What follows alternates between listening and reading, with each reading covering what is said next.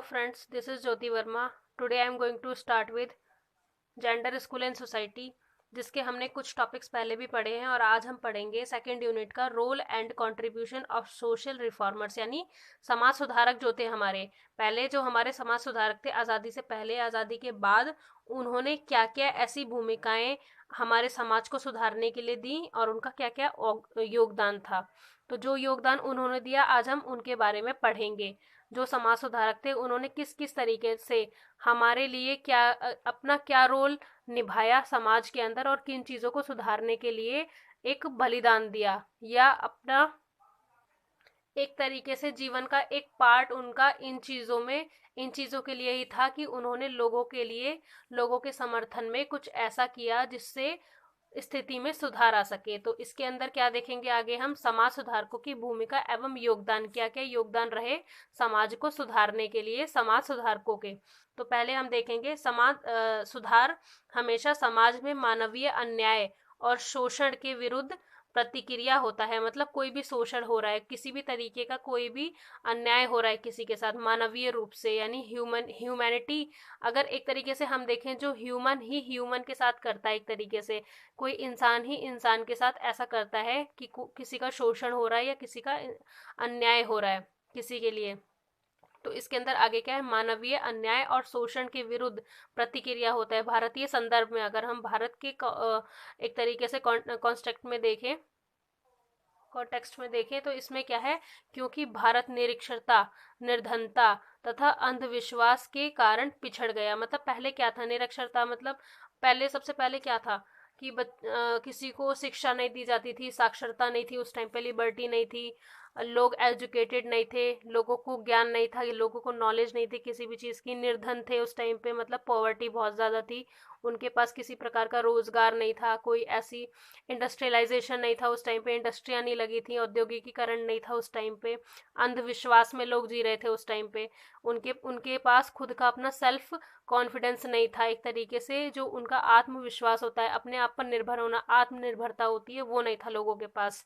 तो इसके कारण क्या था कि हमारे भारत के जो लोग थे वो पिछड़ गए थे, क्योंकि सबसे पहली चीज़ है एजुकेशन नहीं थी लोगों के पास। इसीलिए सामाजिक, धार्मिक एवं शैक्षिक क्षेत्र में परिवर्तन अनिवार्य था। मतलब सोशल लेवल पे परिवर्तन, यानी जो चेंजेस आने थे वो किस किस लेवल पे आने थे, सामाजिक लेवल पे, सोशल लेवल पे, धार्मिक लेवल पे, हमारे रिलीजन के लेवल पे, एंड शैक्षिक क्षेत्र यानी एजुकेशनल लेवल पे परिवर्तन, यानी जो चेंजेस आने थे वो इन्हीं लेवल्स पे आने थे, और ये कंपलसरी था, अनिवार्य था कि आने ही आने हैं, क्योंकि इन चीज़ों की बहुत ज़्यादा नीड थी हमारे समाज में। नेक्स्ट हम देखेंगे कई समाज सुधारकों, जैसे राजा राम मोहन राय।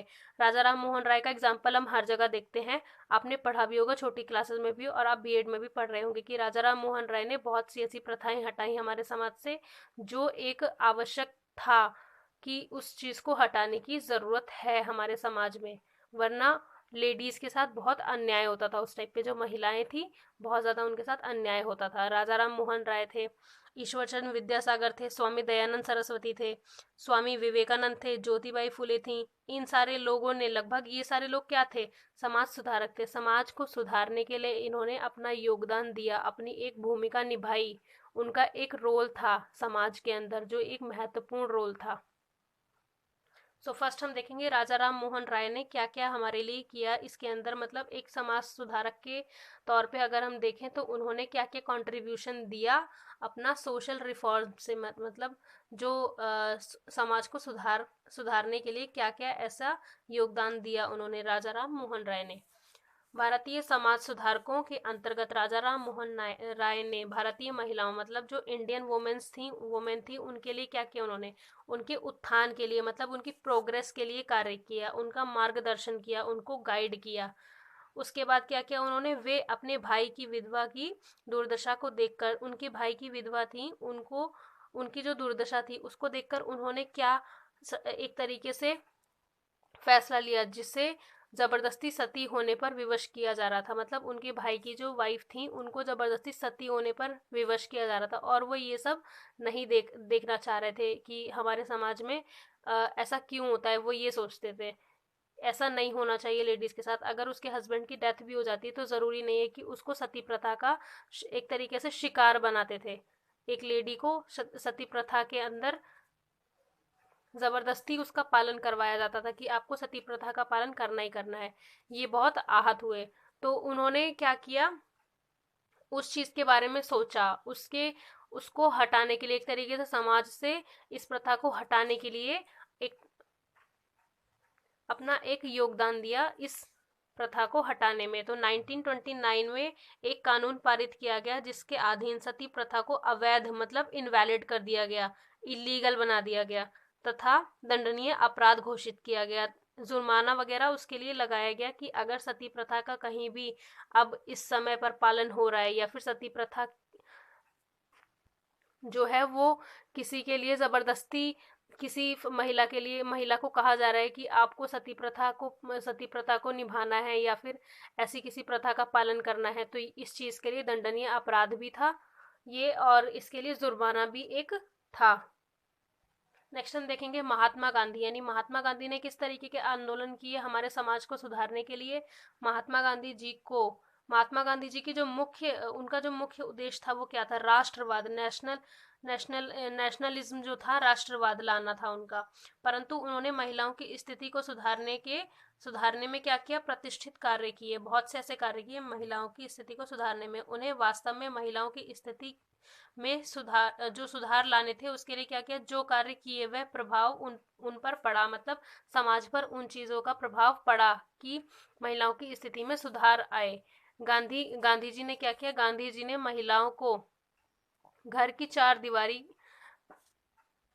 के कारावास से मुक्ति दिलाई, मतलब उन्हें एक तरीके से गाइड किया कि आपको जरूरी नहीं है कि आप हमेशा घर में रहें, हमेशा आप एक तरीके से डोमेस्टिक वायलेंस को सहें या फिर घर में आप एजुकेशन ना ले, घर में ही रहें, घर का ही सारा एक तरीके से जो होता है समाज में चलता आ रहा है कि एक लेडीज को क्या करना चाहिए, एक महिला को क्या करना चाहिए, उसको घर संभालना चाहिए, बच्चे संभालने चाहिए, किसी के मामले में इंटरफेयर नहीं करना। जो एक पुरुष प्रधान समाज होता है उसके अंदर क्या होता है कि महिला किसी भी काम में नहीं बोलेगी, किसी भी काम में इंटरफेयर नहीं करेगी, जो फैसला घर के पुरुष ले लेते हैं वही फैसला उसके लिए भी सही है, उसको उस चीज का पालन करना है। तो वो गांधी जी क्या चाहते थे कि जो महिलाएं हैं वो वाइडर लेवल पे उनका भी एक तरीके से डेवलपमेंट हो, एजुकेशनल डेवलपमेंट हो उनका भी।